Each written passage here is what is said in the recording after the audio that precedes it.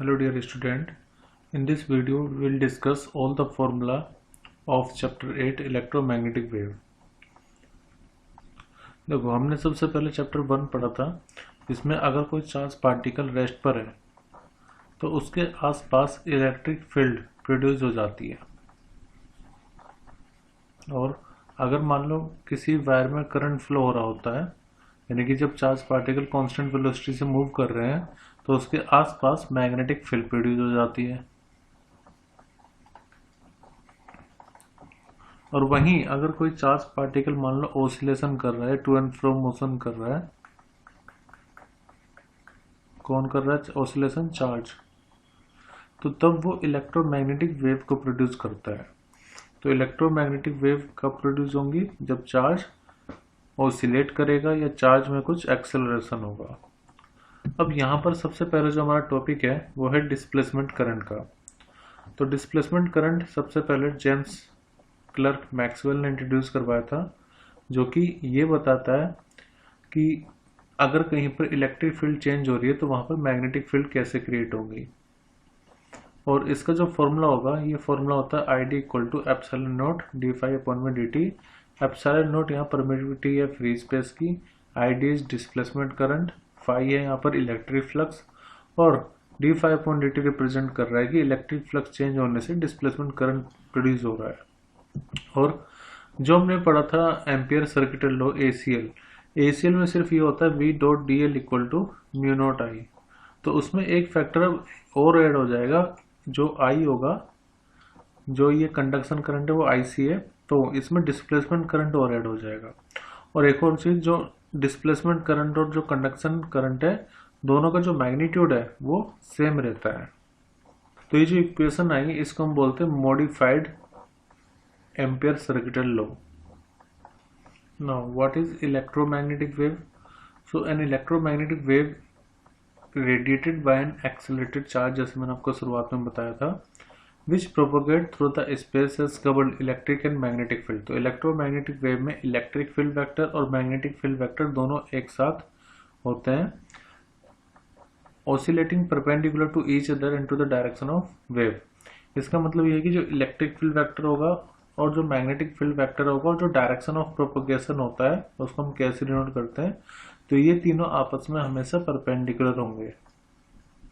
और एक और चीज, अगर मान लो कोई चार्ज पार्टिकल एक्सेलरेट कर रहा है और उसकी फ्रीक्वेंसी रेट एफ है, तो उससे जो इलेक्ट्रोमैग्नेटिक वेव जनरेट होगी उसकी फ्रीक्वेंसी भी एफ ही होगी। The frequency of electromagnetic wave is equal to the frequency of oscillation of the charge. और इसी पर बेस्ड एक क्वेश्चन है 8.6 में, और कहा है इसमें कि एक चार्ज पार्टिकल है जिसकी फ्रीक्वेंसी 10⁹ हर्ट्ज है, तो what is the frequency of EM wave produced by the oscillator. तो इससे जो ईएम वेव बनेगी उसका फ्रीक्वेंसी कितनी होगी, तो उसका आंसर हो जाएगा यहाँ पर 10⁹ हर्ट्ज, क्योंकि जो चार्ज पार्टिकल के ऑसिलेशन की फ्रीक्वेंसी है उसी फ्रीक्वेंसी की वेव प्रोड्यूस होगी। अब हम इसको किस तरह से रिप्रेजेंट करते हैं, तो electric field can be represent as E naught sine omega sine K X minus omega T I cap या जे कैप के कैप, ये कुछ भी हो सकता है, लेकिन अगर यहाँ पर के आगे एक्स आ रहा है तो फिर ये आई कैप नहीं होगा। के हमें रिप्रेजेंट करेगा, यहाँ पर जो के है वो 2π/λ के इक्वल होता है, जो ओमेगा है वो है एंगुलर फ्रीक्वेंसी, और जो इक्वल होती है 2πf के या फिर 2π/टाइम पीरियड के। एक और चीज आप देखो, के एक्स माइनस ओमेगा टी का मतलब ये है कि जो वेव जाएगी वो प्लस आई डायरेक्शन में जा रही होगी, इसका मतलब वो एक्स एक्सिस में मूव कर रही होगी। यहाँ पर जो इलेक्ट्रिक फील्ड वेक्टर वो जे डायरेक्शन में है, तो ऐसे में जो मैग्नेटिक वेक्टर होगा वो के डायरेक्शन में होगा। और अगर आपको किसी भी दो चीज की मान लीजिए डायरेक्शन पता है और तीसरी चीज की डायरेक्शन आपको निकालनी है, तो आप यूज कर सकते हैं बी के ई। मतलब कि जब आप बी क्रॉस के करोगे तो आपको इलेक्ट्रिक फील्ड की डायरेक्शन पता लग जाएगी, जब आप के क्रॉस ई करोगे तो आपको मैग्नेटिक फील्ड की डायरेक्शन पता लगेगी, और जब ई क्रॉस बी करोगे तो डायरेक्शन ऑफ प्रोपगेशन के की आपको डायरेक्शन पता लग जाएगी।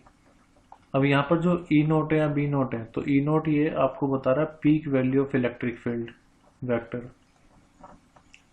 ऐसे यहाँ पर जो बी नोट है वो भी पीक वैल्यू बता रहा है किसकी, मैग्नेटिक फील्ड की। ठीक है, और बहुत सी बार ऐसे जनरल इक्वेशन आ जाती है, उसमें आपको कंपेयर करना होता है। तो के क्या होगा, कोफिशिएंट ऑफ एक्स, ओमेगा क्या होगा, टाइम का कोफिशिएंट। इसके अलावा एक फॉर्मूला होता है ए बी सी में रिलेशन, वो ये है कि E upon B equal to होता है सी के, या फिर आप इसको ऐसे भी लिख सकते हैं इक्वल टू बी सी। और अगर आपके पास पीक वैल्यू है तो ई नोट इक्वल टू हो जाएगा बी नोट इंटू में सी। अब ये सी क्या है, तो सी है speed of light. E nought क्या है, peak value of electric field, B nought है peak value of magnetic field. इसके अलावा जो स्पीड ऑफ लाइट है वो रिलेटेड होती है म्यू नोट और एप्सिलॉन नोट से। इस तरह से mu nought epsilon nought, C equal to होता है म्यू नोट इंटू में epsilon nought. Mu nought permeability, epsilon nought permittivity है फ्री स्पेस की। और अगर आप इसको किसी वैक्यूम में वैक्यूम के अलावा किसी मीडियम में रखोगे तब ये हो जाएगा एप्सिलॉन इंटू में म्यू। अब जो एनर्जी डेंसिटी होती है इलेक्ट्रिक फील्ड की, जो एनर्जी डेंसिटी होगी वो रहेगी 1/2 एप्सिलॉन नॉट ई का स्क्वायर। और जो म्यू भी है, मतलब कि energy density in magnetic field, वो रहेगी 1/μ0 इंटू में बी का स्क्वायर। और मैथमेटिकली दोनों का जो मैग्नीट्यूड है वो इक्वल रहता है। That is we can say in an electromagnetic wave the average energy of the electric field equal होगी average density of the magnetic field. वही मैंने लिखा हुआ है म्यू, जो यू ई होगा वो इक्वल होगा U B K. Now momentum of electromagnetic wave होगा यू अपॉन में सी। यू है total energy transfer to the surface, और जो सी है वो है speed of light in vacuum, इसकी वैल्यू होती है 3 × 10⁸ मीटर पर सेकेंड।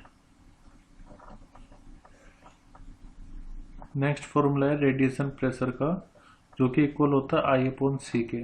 आई है यहाँ पर इंटेंसिटी और सी है स्पीड ऑफ लाइट। और जो इंटेंसिटी है, इंटेंसिटी का फॉर्मूला होता है energy per unit area per unit time, या फिर इसको आप एनर्जी अपॉन टाइम होता है पावर, तो पावर अपॉन एरिया भी कह सकते हो। इसका मतलब ये है कि जैसे कोई इलेक्ट्रोमैग्नेटिक वेव आ रही है तो पर यूनिट एरिया में कितनी पावर इंसिडेंट हो रही है वो होता है intensity. Now let's discuss some properties of electromagnetic wave. First, the electromagnetic wave are produced by accelerated charge and do not require any material medium to propagation. मतलब कि एज साउंड वेव को हमेशा मीडियम की आवश्यकता होती है travel करने के लिए, बट जो इलेक्ट्रोमैग्नेटिक वेव है उनको कोई आवश्यकता नहीं होगी मीडियम की। जैसे अगर आप देखो सन से हमारे पास इलेक्ट्रोमैग्नेटिक वेव आती है, कौन कौन सी वेव आती है, इंफ्रारेड, विजिबल और यूवी रेज, बट बीच में कोई स्पेस, कोई मीडियम नहीं है, लेकिन तब भी वो वेव आ पाती हैं। तो बिकॉज इलेक्ट्रोमैग्नेटिक वेव की प्रॉपर्टी है कि उनको मीडियम की आवश्यकता नहीं पड़ती, क्योंकि ये रेडिएशन होते हैं। सेकंड, हमेशा जो ई और बी होंगे, इलेक्ट्रिक फील्ड और मैग्नेटिक फील्ड, वो आपस में परपेंडिकुलर होंगे, और वो उसके भी परपेंडिकुलर होंगे उस डायरेक्शन के जिस डायरेक्शन में वेव जा रही होगी। इसलिए इसको हम कहते हैं इलेक्ट्रोमैग्नेटिक वेव होती ट्रांसवर्स इन नेचर। थर्ड, दोनों के बीच का फेज डिफरेंस सेम होता है, फेज डिफरेंस 0 होता है, फेज सेम होगा। जैसे मैंने आपको दिखाया था पहले कि जो अगर मैं इलेक्ट्रिक फील्ड लिखूं तो उसको आप लिख सकते हो E nought sine omega t minus k x, या फिर मैग्नेटिक फील्ड को लिख सकते हो आप B nought sine omega t minus k x.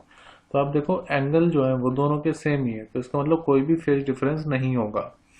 The oscillation of E and B fields are in same phase. इसका मतलब ये है कि जिस टाइम पर इलेक्ट्रिक फील्ड अपनी पीक वैल्यू अटेंड करेगी, ठीक उसी टाइम पर मैग्नेटिक फील्ड भी अपनी पीक वैल्यू अटेंड करेगी। ऑल्दो उनकी पीक वैल्यू अलग होगी, लेकिन अटेंड करेंगे वो सेम टाइम पर।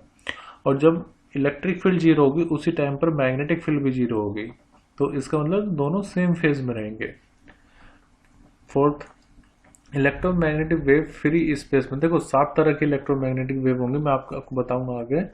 जितने भी इलेक्ट्रोमैग्नेटिक वेव हैं सभी की सब सेम स्पीड से ट्रेवल करती हैं। कभी कभी ये क्वेश्चन पूछ लिया जाता है कि इन सभी इलेक्ट्रोमैग्नेटिक वेव में जो 7 तरह के इलेक्ट्रोमैग्नेटिक वेव है उसमें कॉमन क्या है। तो कॉमन ये है कि उनकी सभी की वैक्यूम में सेम स्पीड रहती है 3 × 10⁸ मीटर पर सेकेंड। ऑल्दो उनकी फ्रीक्वेंसी और उनकी जो वेवलेंथ है वो डिफरेंट रहेंगी। ये फॉर्मूला हमने पहले डिस्कस कर लिया है। अब ये भी फॉर्मूला हमने डिस्कस कर लिया, E0/B0 जो होगा वो c के इक्वल होगा। c is the speed of light, जो कि इक्वल होगी 1/μ0 × ε0 के। तो ये हमने डिस्कस कर लिया है। फिर ये भी हमने डिस्कस कर लिया कि जो टोटल एनर्जी होगी, एनर्जी डेंसिटी, वो UE और UB के इक्वल होगी। UE का फॉर्मूला हो गया 12 ε0t का स्क्वायर और UB का फॉर्मूला हो जाएगा 12b²/μ0। ये भी हमने डिस्कस कर लिया। लीनियर मोमेंटम का फॉर्मूला P = U/c। एक और चीज, इलेक्ट्रोमैग्नेटिक वेव में कोई चार्ज नहीं होता, ये चार्जलेस होती हैं, तो ना तो इसको इलेक्ट्रिक फील्ड और ना मैग्नेटिक फील्ड डिफ्लेक्ट करेंगे। Electromagnetic wave are not deflected by electric और मैग्नेटिक फील्ड। फिर जितनी भी इलेक्ट्रोमैग्नेटिक वेव है ओबे करती है प्रिंसिपल ऑफ सुपरपोजिशन को, और जो reflection, interference, diffraction and polarisation होता है वो इलेक्ट्रोमैग्नेटिक वेव में भी होगा। एक और चीज, अब आप देखो E = B0c के है, या फिर E E/c होगा B के, तो आप देखोगे इलेक्ट्रिक फील्ड का जो मैग्नीट्यूड होगा वो हमेशा काफी ज्यादा होगा मैग्नीट्यूड ऑफ मैग्नेटिक फील्ड से। Let's discuss now type of EM wave. तो टोटल मैंने आपको बताया 7 तरह की इलेक्ट्रोमैग्नेटिक वेव होगी, कौन कौन सी। तो इसको इसी सीक्वेंस में याद रखने की कोशिश करना। रात में I very ugly ex girlfriend. तो R मतलब है यहाँ पर रेडियो वेव, M का मतलब माइक्रोवेव, I मतलब infrared, V is visible, U is ultraviolet, इसको शॉर्ट में UV भी कहते हैं, X is x-ray and G is gamma ray. ठीक है, गामा रेडिएशन। तो अब जब आप रेडियो वेव से गामा की तरफ जाते हैं तो फ्रीक्वेंसी इंक्रीज करती है। इसका मतलब ये होगा कि जो गामा होगी उसकी हाईएस्ट फ्रीक्वेंसी होगी।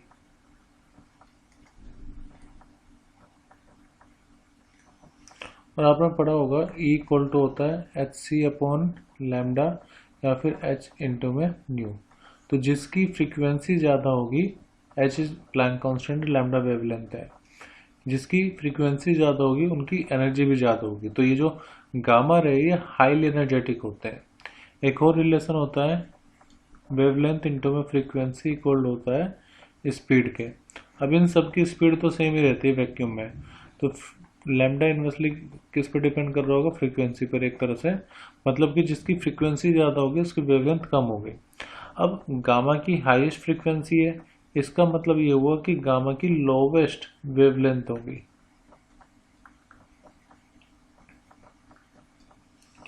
अब रेडियो वेव के बारे में डिस्कस करते हैं। जो रेडियो वेव है इसकी वेवलेंथ हाईएस्ट होती है,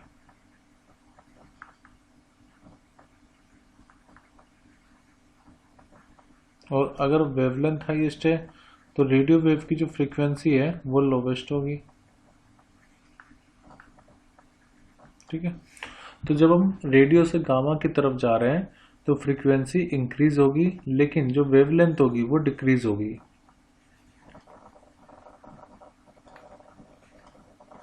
तो बहुत सी बार कोई भी आपको 4 वेव दे देते हैं और पूछते हैं कि इनको इंक्रीजिंग या डिक्रीजिंग ऑर्डर में लगाओ फ्रीक्वेंसी या वेवलेंथ के। तो इसी पैटर्न में आप इसको ध्यान रखना, और ये भी ध्यान रखना कि जब आप रेडियो से गामा की तरफ जा रहे हो तो फ्रीक्वेंसी इंक्रीज कर रही है, लेकिन रेडियो से गामा की तरफ जाते वक्त जो वेवलेंथ होगी वो डिक्रीज करेगी। अब इनको इलेक्ट्रोमैग्नेटिक स्पेक्ट्रम डिस्कस कर लेते हैं। इलेक्ट्रोमैग्नेटिक वेव जैसे रेडियो वेव है, तो रेडियो वेव की जो वेवलेंथ की रेंज है वो फ्यू किलोमीटर से 0.3 मीटर तक रहेगी, और फ्रीक्वेंसी की रेंज 10⁹ हर्ट्स, फ्यू हर्ट्स से 10⁹ हर्ट्स। इसकी सोर्स क्या है, तो इसके सोर्स है ऑसिलेटिंग इलेक्ट्रॉनिक सर्किट, और रेडियो वेव को हम रेडियो टीवी ब्रॉडकास्टिंग में इस्तेमाल करते हैं। फिर है माइक्रोवेव। माइक्रोवेव की लैम्डा है 0.3 से 10⁻³ मीटर और फ्रीक्वेंसी रेंज होगी 10⁹ से 3 × 10⁻11 हर्ट्ज। इसके सोर्स होते हैं ऑसिलेटिंग इलेक्ट्रॉनिक सर्किट। और माइक्रोवेव का इस्तेमाल काफ़ी पूछा जाता है और सबसे बढ़िया इस्तेमाल इसका जो ज़्यादातर पूछा गया है वो ये है रेडार में। रेडार में इनका इस्तेमाल होता है। इसके अलावा analysis of fine detail structure of atom और मॉलिक्यूल, माइक्रोवेव ओवन में भी माइक्रोवेव का इस्तेमाल होगा। फिर इंफ्रारेड। इंफ्रारेड मतलब कि देखो, जब भी आपको हीट कहीं पर फील हो रही है तो समझ लो वहाँ से इंफ्रारेड वेव निकल रही है। हमारी बॉडी से भी इंफ्रारेड वेव हमेशा निकलती रहती है। हमारी इसकी जो वेवलेंथ है वो है 10⁻³ से 10⁻7 मीटर। और फ्रीक्वेंसी, अब आप देखो, जब आप रेडियो से आगे जाते जाओगे तो फ्रीक्वेंसी इंक्रीज होती जाएगी। तो फ्रीक्वेंसी है इसकी 3 × 10⁻11 से 4 × 10⁻14 हर्ट्ज। और ये मोलिकुलर हॉट बॉडी से रेडिएट होते हैं। हमारी बॉडी से भी इंफ्रारेड रेडिएशन निकलते रहता है। इनका इस्तेमाल होता है इंडस्ट्री में, मेडिसिन में, कहीं पर चोट वगैरह लग जाए तो इंफ्रारेड का इस्तेमाल करते हैं। एस्ट्रोनॉमी, नाइट विजन कैमरा में भी इस्तेमाल होता है। आप देखो आजकल जो CCTV कैमरे आ रहे हैं, अगर मान लो किसी रूम में बिल्कुल अंधेरा है तब भी वो रिकॉर्ड कर पाते हैं क्योंकि उसमें इंफ्रारेड सेंसर होते हैं। ग्रीन हाउस में इसका इस्तेमाल होता है और सीक्रेट राइटिंग को रिवील करने में भी इसका इस्तेमाल कर सकते हैं। फिर है नेक्स्ट विजिबल स्पेक्ट्रम या करो लाइट, जिसको हम लाइट बोलते हैं विजिबल। उसकी जो वेवलेंथ रेंज है वो 7.8 से 10⁻7 मीटर है और 3.8 से 10⁻7 मीटर तक रहेगी। इसके अलावा एक और चीज़ मैं आपको बता दूं, इंफ्रारेड का एक यूज हो रहा है फॉग लाइट में भी इसका इस्तेमाल करते हैं। फॉग लाइट में अब जो विजिबल की फ्रीक्वेंसी रेंज है वो है 4 × 10⁻⁷ हर्ट्ज से 8 × 10⁻14 हर्ट्ज तक। और ये कब प्रोड्यूस होंगे? तो they are produce from atom and molecule when electron are excited. इनका इस्तेमाल होता है ऑप्टिक्स और ऑप्टिकल विजन में, फोटोग्राफी में और आसपास की चीज़ों को देखने में। नेक्स्ट अल्ट्रा वायलेट रे, जिसको शॉर्ट में यूवी रे कहते हैं। इसकी वेवलेंथ रेंज है 3.8 से 10⁻7 मीटर टू 6 × 10⁻10 मीटर तक। फ्रीक्वेंसी 8 × 10⁻14 से 3 × 10⁻17 हर्ट्ज और फ्रीक्वेंसी बढ़ रही है। और यूवी रेज का जो सोर्स है वो है atom and molecule in electrical discharge, और सन से भी यूवी रेज आती है। हालांकि जो सन से यूवी रेज आ रही हैं वो अगर डायरेक्ट आए तो हमारे स्किन कैंसर हो सकता है। तो ओजोन लेयर उसको हमारे तक आने से रोकती है यूवी रेज को। और आप देखो कि आजकल डिप्लेशन ऑफ ओजोन लेयर होने लगा है। तो डिप्लेशन का नुकसान यही है कि अगर ओजोन की परत में छेद हुआ तो फिर यूवी रेज ज़्यादा आकर के गिरेंगी और स्किन कैंसर की संभावना ज़्यादा हो जाएगी। तो यह हमारी बॉडी के लिए थोड़ा खतरनाक भी है। इनका इस्तेमाल होता है मेडिकल एप्लीकेशन में, स्टेरिलाइजेशन में, बैक्टीरिया को मारने में, फूड स्टफ में, उनको जो जर्म होता है उनको मारने में, detection of invisible lighting, force document and fingerprint में भी यूवी रे का इस्तेमाल किया जाता है। Next is x ray. एक्सरे आपने हमेशा सुना होगा, कहीं पर हड्डी वगैरह टूट जाए तो इसलिए इस्तेमाल करते हैं। इसकी जो वेवलेंथ की रेंज है 10⁹ से 6 × 10⁻12 रहेगी और फ्रीक्वेंसी रहेगी 3 × 10⁻17 से 5 × 10⁻19 हर्ट्ज। और ये कहाँ से निकलते हैं? तो ये निकलते हैं इनर और more tightly bound electron in atom से। इसके अलावा इसका इस्तेमाल होता है एक्सरे फोटोग्राफी में, कैंसर को ट्रीट करने में, स्किन डिसीज़ को और ट्यूमर को ट्रीट करने में। अगर कहीं पर लोहे के पुल हैं तो उसमें क्रैक कहाँ पर है ये जानने के लिए भी इस्तेमाल करते हैं एक्सरेज को। फिर लास्ट है गामा रे। तो गामा रे की जो रेंज होगी वो होगी 10⁻10 से 10⁻14 मीटर और they have the highest frequency 3 × 10⁻18 से 3 × 10⁻22। जो गामा रे होती हैं वो रेडियोएक्टिव सब्सटेंस से निकलती हैं और ये हमें न्यूक्लियाई के बारे में, न्यूक्लियाई का स्ट्रक्चर कैसा होगा उसके बारे में जानकारी देती है। इसके अलावा गामा रे को हम एस्ट्रोनॉमिकल रिसर्च में भी यूज़ करते हैं।